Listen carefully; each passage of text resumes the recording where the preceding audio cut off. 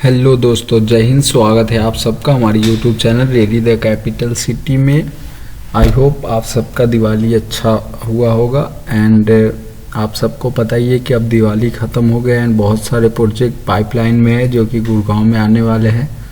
सो बहुत सारी बातें करेंगे गाइज। सबसे पहले तो मैं आप सबको बता दूं कि प्राइसेस तो डेफिनेटली एप्रिसिएट होने ही वाले हैं।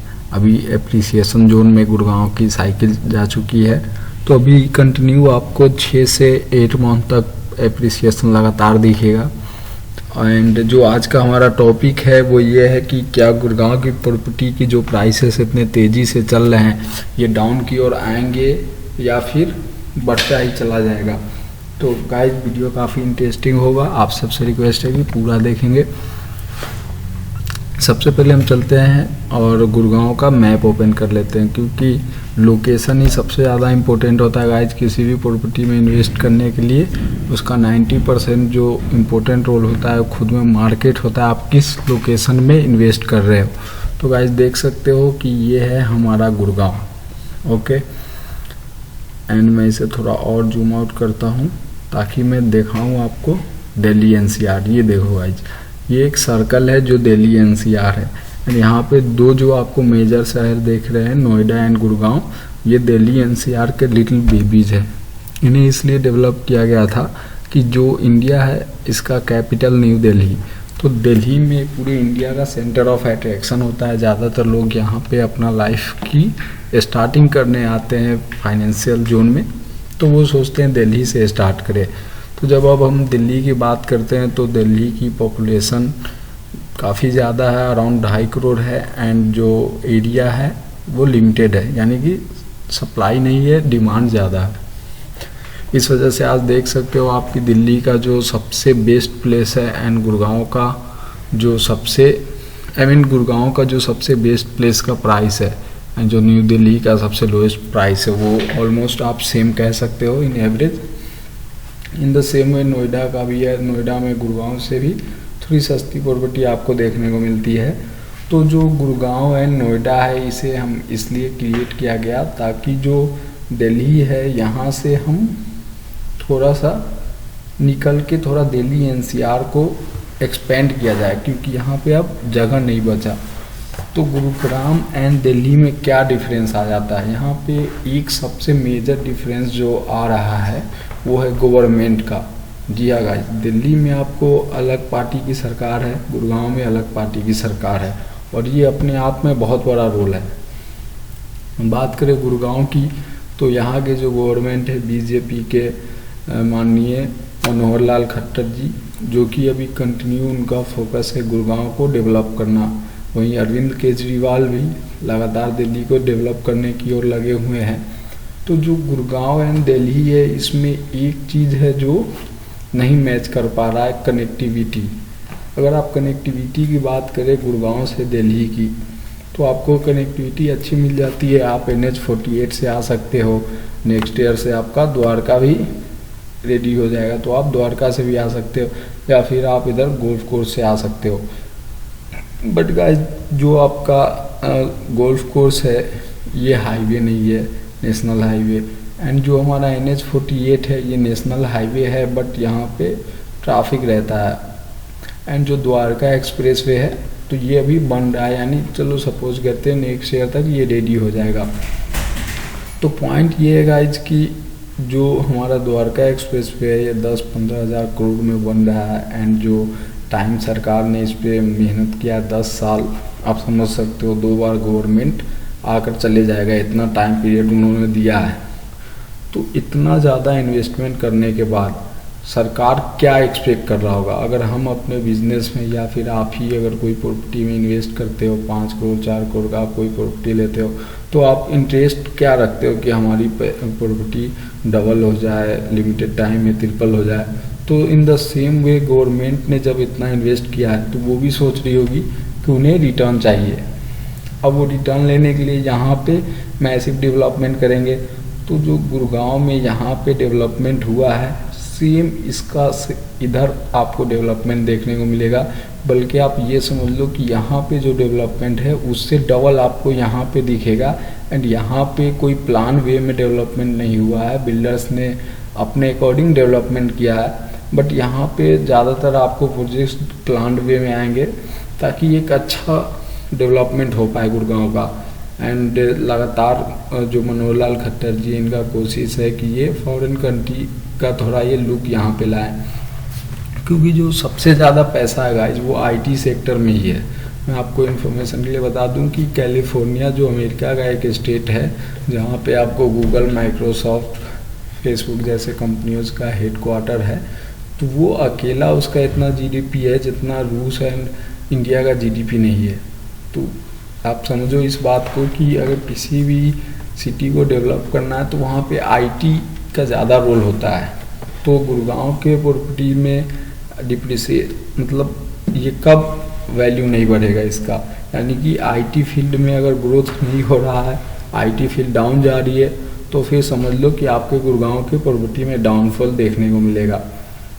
बट आप देख सकते हो कि जनरेशन का जो स्पीड है वो डिजिटल की ओर ज़्यादा बढ़ते जा रहा है। हमारे देश में डिजिटल इंडिया को प्रमोट किया जा रहा है, Modi ji continuously digital India को प्रमोट कर रहे हैं। तो जो डिजिटल इंडिया को प्रमोट किया जा रहा है, तो डिजिटल करने के लिए, डिजिटल स्टार्टअप्स के लिए, जितने भी ऑनलाइन स्टार्टअप्स आएंगे उसके लिए लोकेशन कहाँ जाना बेहतर समझेंगे। अभी के टाइम में आप अगर कोई भी स्टार्टअप्स आइडिया आपके माइंड में आता है तो आप ज़्यादातर कहाँ जाना पसंद करोगे? अगर आपके माइंड में इंडिया का आता है तो आप प्लीज़ मुझे अपना फेवरेट प्लेस कमेंट करके बताना। तो अगर आप गुड़गांव से है या दिल्ली से है तो आप ये सोच रहे हैं कि यहाँ पे पॉपुलेशन कम है, प्राइसेस ज़्यादा है एंड लोकेशन, तो चलो सही है, बट यहाँ पे डिमांड उतना नहीं है जितना सप्लाई है। तो आप सप्लाई तो देख रहे हो बट डिमांड आप ना सिर्फ गुड़गांव और दिल्ली के बेस पे देख रहे हो, वो भी ज़्यादातर लोग गुड़गांव के बेस पे देख रहे हैं। तो यहाँ पे जो डिमांड आ रहा है वो पूरा इंडिया का डिमांड है। आप इस चीज़ को अच्छे से समझो कि गुड़गांव में अगर आप प्रॉपर्टी ले रहे हो तो इंडिया के डिमांड को आप देखो, इंडिया के डिमांड को बेस पे आप इसको डिसीजन लो। तो गुड़गांव की प्रॉपर्टी में दो रीज़न है कि प्राइसेस लगातार अभी 5 साल 10 साल तक अप्रिसिएट होंगे। फर्स्ट ये है कि जितना भी आईटी सेक्टर है, मुझे नहीं लगता कि आने वाले 5-10 सालों में ये डाउन होने वाले, बल्कि जितना भी हमारा लाइफ है 24 आवर में मोस्ट ऑफ द टाइम अब हम इंटरनेट पे शेड्यूल कर दिए हैं। क्योंकि ज़्यादातर लोग मतलब मोबाइल में मैं आपको बताता हूँ 90s के बाद जितने भी लोग पैदा लिए हैं या जन्म हुआ है उनका, वो ज़्यादातर 6 से 8 घंटा फ़ोन यूज कर रहे हैं। तो यानी इसको देख के आप ये कह सकते हो कि जो डिजिटल है, इंटरनेट है, इसका सेक्टर अभी बढ़ने वाला है। एंड गुड़गांव जो है ये इसी चीज़ का हब है। साइबर सिटी उसका बेस्ट एग्जांपल है, गोल्फ कोर्स रोड। तो जो गोल्फ कोर्स रोड है ये एक बेबीज हो जाएगा, इसे आप बेबी कह सकते हो द्वारका एक्सप्रेसवे का। जैसे फेसबुक पहले एक कंपनी था बट अब उसने मेटा लाके फेसबुक को बेबी कह दिया एंड मेटा को पेरेंट कंपनी बोल दिया।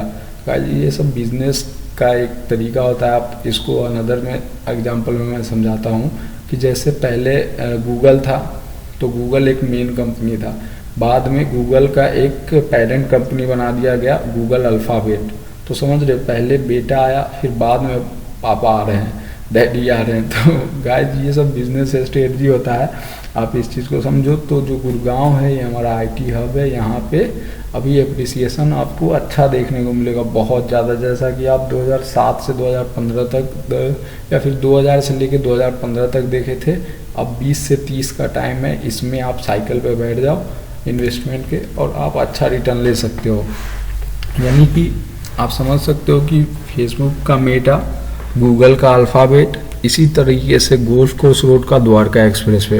द्वारका एक्सप्रेसवे प्री प्लान होगा यहाँ पे, तो सबसे पहले 1000 एकड़ में ग्लोबल सिटी होंगे, वहीं दूसरी ओर M3M स्मार्ट सिटी डेवलप कर रहा है एंड तीसरी ओर Singapore based developer Smart World develop कर रहा है। एंड और भी काफ़ी सारे इधर DLF है एंड पूरी है। तो आप समझ सकते हो कि गुड़गांव को डेवलप किया जा रहा है एंड यहाँ पे प्राइसेस कभी भी डाउन नहीं होंगे। एक और रीज़न मैं आपको बता देता हूँ, आप रेंट को देखो।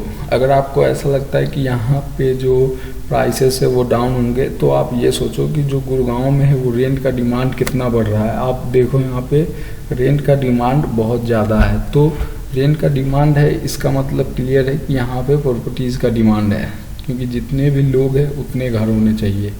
इस अकॉर्डिंग भी आप देखोगे तो गुड़गांव के प्रॉपर्टीज़ में अभी डिमांड ही डिमांड है। तो गाइज आई होप आपको ये 2-3 कॉन्सेप्ट समझ में आए होंगे। तो जितने भी ऑनलाइन कंपनीज है, जब तक उनका ग्रोथ हो रहा है, जब तक TCS, विप्रो एंड और भी जितने हैं ये लोग कर रहे हैं, जब तक गुड़गांव की प्रॉपर्टीज़ में तो कोई डिप्रिसिएशन नहीं आने वाला। यहाँ पे एप्रिसिएशन ही एप्रिसिएशन है। एंड ये टाइम है जहाँ पे आप यहाँ से पैसिव इनकम अर्न कर सकते हो। सपोज करो आप 1 करोड़ का प्रॉपर्टी लेते हो, तो 20% दे के डाउन पेमेंट आप उसे लोन करवा के प्रॉपर्टी ले लेते हो। आपको 8% का उसमें आपको लोन इंटरेस्ट मिल रहा है। 9% का इन्फ्लेशन आ गया, 10% नॉर्मल, 10% क्या, गुड़गांव की प्रॉपर्टी में 30 से 50% का नॉर्मल अब आपको एप्रिसिएशन हर ईयर दिख रहा है एंड आगे भी दिखता रहेगा। तो आप समझ रहे हो, आपको फ्री में बैंक पैसा दे रहा है प्रॉपर्टी बनाने के लिए। एंड जब आप बना ले रहे हो, बिल्डर आपका EMI भर रहा है। जब तक प्रॉपर्टी आपका रेडी टू मूव नहीं होता, जब तक बिल्डर आपका किस्त भरता है। जब प्रॉपर्टी आपका रेडी टू मूव हो गया तो आप उसे सेल करके दूसरा प्रॉपर्टी ले लो। अब यहाँ पर आप कॉन्सेप्ट देखो गाइज, जब आप दूसरा प्रॉपर्टी लेते हो तो दूसरे प्रॉपर्टी में फिर से आपको बैंक लोन दे देता है। एंड जो पहला प्रॉपर्टी था उस प्रॉपर्टी को भी आप दिखा कर लोन ले सकते हो। अनदर फिर से आप तीसरा प्रॉपर्टी ले सकते हो। समझ रहे हो गाइज आपको किस लेवल का बात बता रहा हूँ।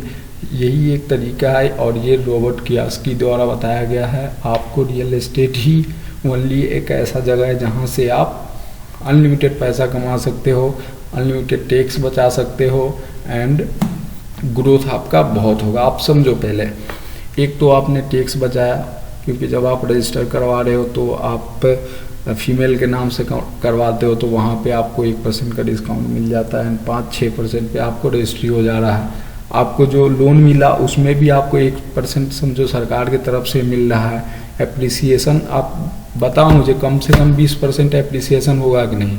अगर गुड़गांव के प्रॉपर्टी में 20% का एप्रिसिएशन नहीं मिलेगा तो और कहाँ के प्रॉपर्टी में मिलेगा? अभी के टाइम में मैं लिख के देता हूँ गाइज, अगर आप गुड़गांव में कहीं भी कॉर्नर पे भी कुछ ले लेते हो तो उसका 20% एवरेज वैल्यू 1 ईयर में ग्रोथ मिल जाएगा। समझ रहे हो आप, 20% एवरेज मिल जाएगा। उधर अगर आप रेंट पे अर्निंग करते हो, साथ में प्रॉपर्टी में यही आपको खास बात होता है, चाहे वो कमर्शियल हो या रेसिडेंशियल, आपको रेंटल इनकम भी आता है। तो रेंटल इनकम 5 से 6% आपको ये मिल गया, तो इधर आपका टैक्स बच गया 5 से 6%। 5 से 6% आपको रेंटल इनकम आ गया। सरकार के द्वारा बैंक के द्वारा आपको लोन मिला, उसमें भी उल्टा आप इंटरेस्ट बना लिए, क्योंकि इन्फ्लेशन बढ़ गया। आपका पैसा होता तो भी उतना महंगाई हो जाता। तो यहाँ पे काफ़ी सारी चीज़ें है गाइज बताने को आपको। अगर आप सोच रहे हैं रियल एस्टेट में पैसा कमाना, रियल एस्टेट में इन्वेस्ट करना, तो जैसा कि आप देख सकते हो मेरे चैनल का ही नाम है ready the capital city real estate rental earning. Capital city यानी दिल्ली NCR। तो गाइज अगर आप प्लानिंग कर रहे हैं इन्वेस्टमेंट के लिए, तो I would love to invite you in my office Sehgal Estate, Paras Trinity के बिल्डिंग में 12th फ्लोर पे है। आप आइए, हम आपको बेस्ट से बेस्ट ऑप्शन आपको बताएंगे, बेस्ट डील बताएंगे कि किस तरीके से आप ये आने वाले टाइम 2020 से 2030 के अंदर अपनी कई सारी प्रॉपर्टी बना सकते हो, ज़्यादा कोई इन्वेस्टमेंट लगाए बिना। एंड जो डील होंगी, प्राइसेस होंगी, वो भी हम आपको सबसे बेस्ट पे मैच नंबर मिल जाएगा। थैंक यू, जय हिंद।